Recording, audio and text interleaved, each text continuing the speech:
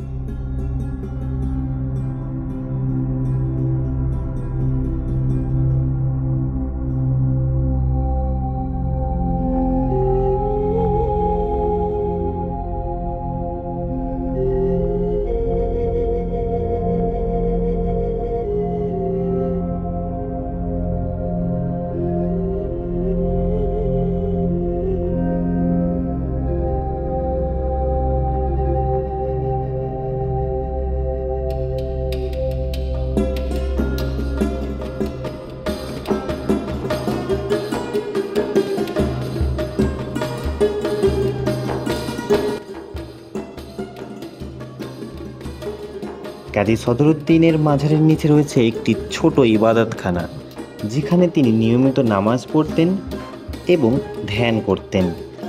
এই ইবাদতখানা আজও স্থানীয় মানুষের কাছে একটি পবিত্র স্থান হিসাবে বিবেচিত।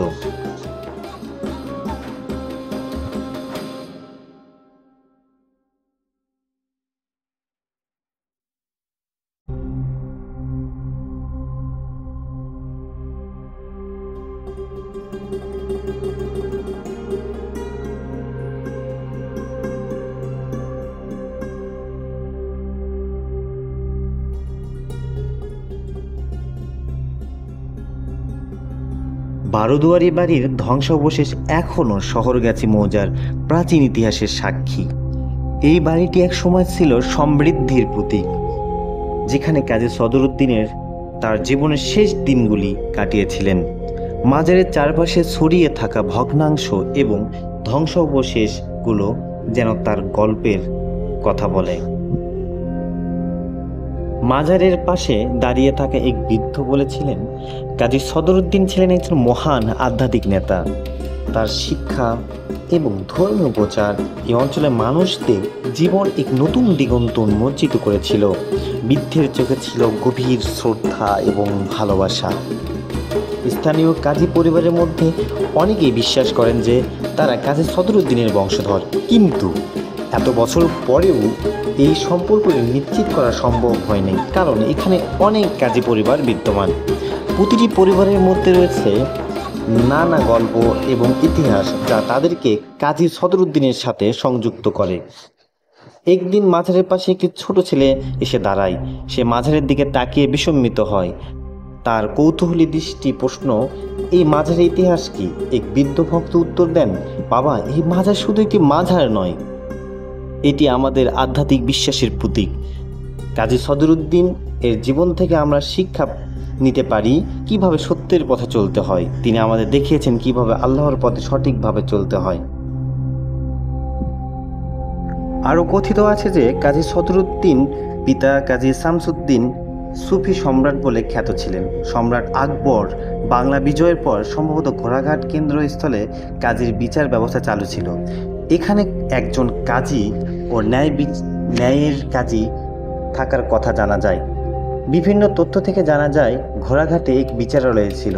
সম্ভবত এও হতে পারে কাজী সদরুদ্দিন রাজিয়াল্লাহ ছিলেন প্রধান বিচারপতি এবং বর্তমানে মাজার এলাকা ছিল বিচারালয় অথবা বর্তমানে কোর্ট কাচারির মতো। দৃষ্টিগোচর হয় সুফি সম্রাট কাজী সদরুদ্দিন মাজারের নিচে রয়েছে একটি ছোট ইবাদতখানা। কাজী সাহেবের সেই স্থানে গভীর রাতে ধ্যানমগ্ন থাকতেন এবং নিয়মিত ইবাদত করতেন। মাজার সঙ্গে রয়েছে মসজিদের ধ্বংসাবশেষ। এতে প্রমাণিত হয় যে এক সময় এখানে বিশাল জনবসতি ছিল এবং জনবহুল ছিল কাজী সাহেবের এই বিচার এলাকা। বর্তমানে স্থানটি অবহেলায় অযত্নে পরিত্যক্ত অবস্থায় পড়ে আছে। এখানকার একজন স্থানীয় বৃদ্ধ দীর্ঘ 25 বছর এই স্থানটির যত্ন করছেন। অজান্তেই তার ভালোবাসায় সিক্ত করছেন এই মাজার শরীফ। আসুন তার কাছ থেকে এখন এক কিছু গাড়ি কথা মোল্লাকে আমরা শুনে আসি। নৌকে নিয়ে যাচ্ছে। বাবা এই নৌকাতে কি আছে? আছে গুড়, ঠিক হচ্ছে কয়লা আছে, আমার নৌকাতে কয়লা আছে। তিনমণিদের ঘাটে যা দেখে কয়লা হয়ে গেছে। কয়লাই হয়ে গেছে। এই তোমরা কি বলছো কোথাও? বলে হ্যাঁ ওই ঘাটে কথা করতে হইবে। তারা ফির চলে আসছে, আসে ওনার বাইক ডাক দিছে। ডাক দিলে পরে ওনার আম্মা বাইরে আছে। বলছে কী আছে বাবা? খাসি নিয়ে আসে। খাসি নিয়ে এসে এখানে তবরক পাক করে জিয়ারত করে যাও। হ্যাঁ পাক টাক করতে করতে খাওয়া দাওয়া নাই হচ্ছে। আল্লাহ ওদিক খবর আছে বলে জিনকা আমাদের গুড় ছিল এরকম ওই রকম ঘুরিয়েছে। ওনাদের 12টা স্ত্রী। ওনার আম্মা পিস করছে, বাবা তুমি 12টা স্ত্রী কেমন করে তুমি মহারা নাকি? বলছে মা যে ঘরে আমাকে ডাক দিবে ওই ঘরেই আমি জবাব দেবো, আর একটা ঘরে আমাকে ডাকবেন না, ওই ঘরে ডাকলে পরা আমি মারা যাবো। সেদিনটা আর আমি এই পৃথিবীর থাকবো না। হ্যাঁ ওই সেই ঘরে ডাক দিয়েছে, সেদিন থেকে আমি হারিয়ে গেছে, আর পৃথিবীর দেখা হয় না। যে আজও দেখো এইরকম চলতেছে, যুগে যুগে খাদেম আসতেছে, মধ্যম আসতেছে।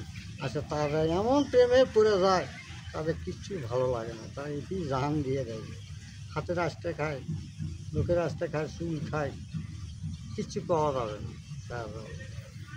তো এটি এমন পবিত্র জায়গা।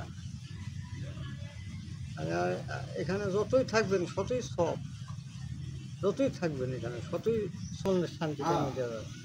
অনেক অনেক দূরান্তের থেকে লোক আসে, এই ঢাকার থেকে, বগুড়ার থেকে লোক আসে, দিনাজপুর থেকে, রংপুর থেকে লোক আসে।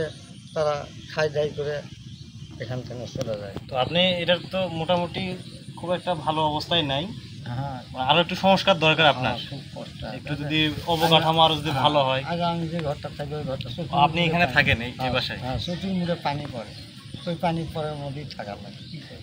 আচ্ছা টিউবওয়েল একটা নষ্ট হয়েছে, পায়খানা নষ্ট হয়েছে, এগুলো কিরা করে বাবা? এই ভিডিওটা অনেকেই দেখবে। হ্যাঁ আপনি যদি কাউকে কিছু বলতে চান, বা আমাদের যে প্রশাসন আছে, বা আমাদের যে এই যে উপজেলার যে নির্বাহী অফিসার আছে, তারপর উপজেলা চেয়ারম্যান আছে, এনাদের যদি কিছু যদি বলতে চান আপনি এই ভিডিওর মাধ্যমে বলতে পারেন। আমার তো বাবার কিছু সত্যি নেই। আপনার চাওয়া পাওয়া কিছু নেই যে এটা উন্নতি হোক, উন্নয়ন না হোক? না, উন্নতি মানে এখানে ফুল ফুটুক, আরও মসজিদ হোক, এখানে আরও জাঁকজমক হোক, এটাই তো আমি চাই। এই জন্যই তো আমি জান পান দিয়ে আছি। কত বছর ধরে আছেন আপনি আমি এখানে? 25 বছর তো ধরে আছে, 25 বছর পার হওয়া যাবে। আপনার নাম? আমার নাম মোহাম্মদ বাবলু মিয়া। আমি 6 সংসার স্বপনে এখানে আমি আসি। আমার সংসার চলে গেল, 3টে বাড়ি, আমি একটা তো থাকতে পারলাম না। আমি অজ্ঞান হয়ে গেল। অজ্ঞান হওয়ার পরে আমি হসপিটালে যা ভর্তি হলাম। ওখান থেকে আমাকে খাওয়াবে দেখালো, বাবা তোমার এখানে অসুখ ভালো হবে না, তুমি মাজারে চলে যাও। তাই আমি এখন চিন্তা করলাম, আল্লাহ কোন মাজারে আমি যাবো? শোন আমাকে খাওয়াবে, এই মাজার দেখালো। সেই তখন থেকে আপনি 25 হ্যাঁ। বছর যাবত এখানেই আছেন? এখানেই আমি ফের এখানে আসে দেখি তোর অন্ধকার, আজানও নাই, একেবারে মনে করে অন্ধকার ঘুরে গেল। মসজিদে আজান হয় না, এখানে আজান হয়? মসজিদটা আজান হয়। আচ্ছা আচ্ছা, মসজিদে আজান হয়, এখানে নামাজ হয়। হয়। আপনি এখানে নামাজ পড়েন? ওখানে শরীয়তের নামাজ পড়ে, আর এখানে যারা ভক্ত আছে, আল্লাহর ওলির ভক্ত, তারা এখানে আসে গভীর ধ্যানে মগ্ন হয়। ধ্যানে মগ্ন, 2 রাকাত নফল নামাজ পড়ে কিংবা জিয়ারত করে, তারা একটু শান্তি পায়।